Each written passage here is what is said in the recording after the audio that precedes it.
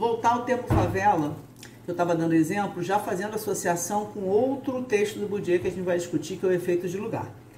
Nesse outro texto, Bourdieu vai dizer que existe uma relação direta entre o espaço físico e o espaço social. A gente habita no espaço físico, na mesma linha da questão da identidade da região, mas a gente habita num espaço representado, num espaço que é estruturado simbolicamente. E ele vai dizer que o capital que a gente tem empenhado no nosso espaço físico, não é isso? É concomitante ao capital que a gente tem no nosso espaço social. Por quê? O que um espaço significa, ou seja, o espaço significado transformado em lugar, transformado em local, o espaço como algo habitado, praticado e, portanto, significado e sendo um lugar, lugar de memória, lugar de vida, lugar de afeto, lugar de disputa, lugar de fala, certo? Então, o lugar, por uma série de teóricos, o lugar é o espaço significado. Então, quando a gente está disputando dentro do espaço os lugares que a gente quer construir, o Asa Briggs fala disso, que o espaço é uma coleção de lugares. Você tem muitos lugares no mesmo espaço, porque são significados muito diferentes. Né? A gente pode fazer a ponte com o que a gente discutiu das territorialidades. São multiterritorialidades no mesmo espaço.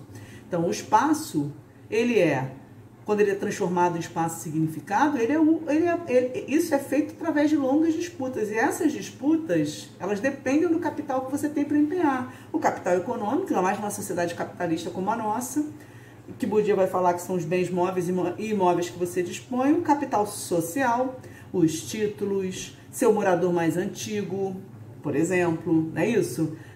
As redes que você tem, o sistema de prestígio com o qual você está inserido. Então, todo o capital social que você pode disponibilizar ali, o capital cultural, aí Bourdieu está falando do capital cultural no sentido mais estrito mesmo, né? Que lugares você frequenta, que equipamentos culturais estão disponíveis naquele espaço físico, de maneira que aquele espaço passe a ser mais valorizado. Não é isso? Que tipo de fruição cultural você consegue ter em determinado espaço físico e que fruição é valorizada como erudita, como mais qualificada, como melhor e qual que é minorada, qual que é estigmatizada.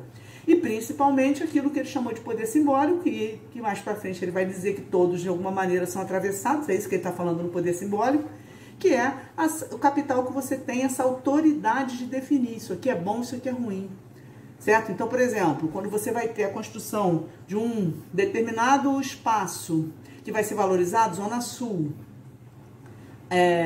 litoral, você vai criar uma série de associações entre o modo de vida, as possibilidades da sua vida cotidiana ali, como aspectos valorizados para que aquele lugar seja percebido como um lugar emblemático. Ele vai falar isso, a diferença dos lugares emblemáticos e dos lugares estigmatizados.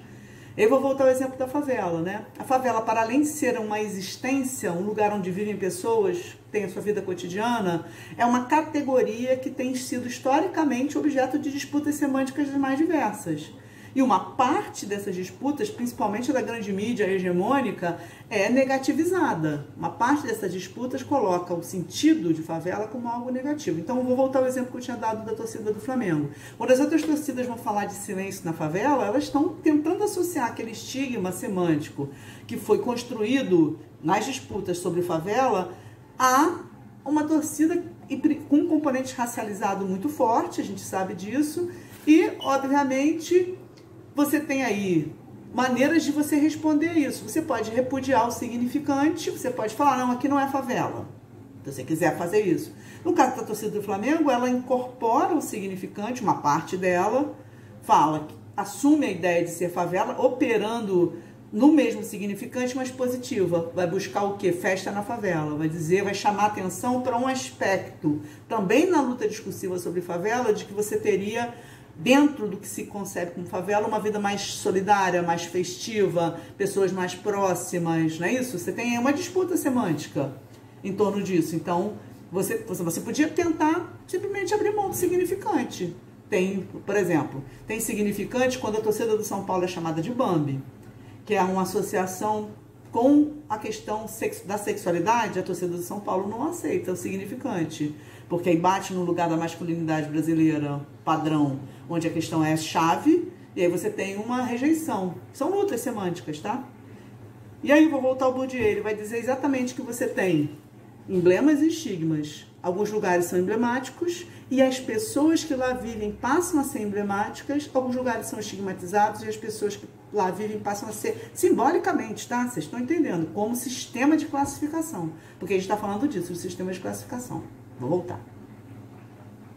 Ó, tá bonito, né? Só pra vocês irem vendo, ó. E aqui, pra quem se interessa, eu tô fazendo só com água e sal, porque minha mãe hoje tá precisando comer uma coisinha mais leve, mas fiz a rodelinha da cenoura e da batata bem fininha, como ela gosta, tá? E aí, estamos fazendo aqui. O arrozinho já tá pronto, tá certo? Então, eu vou mexer um pouquinho aqui e vou voltar à minha explicação. Enquanto isso, vou lavar a louça.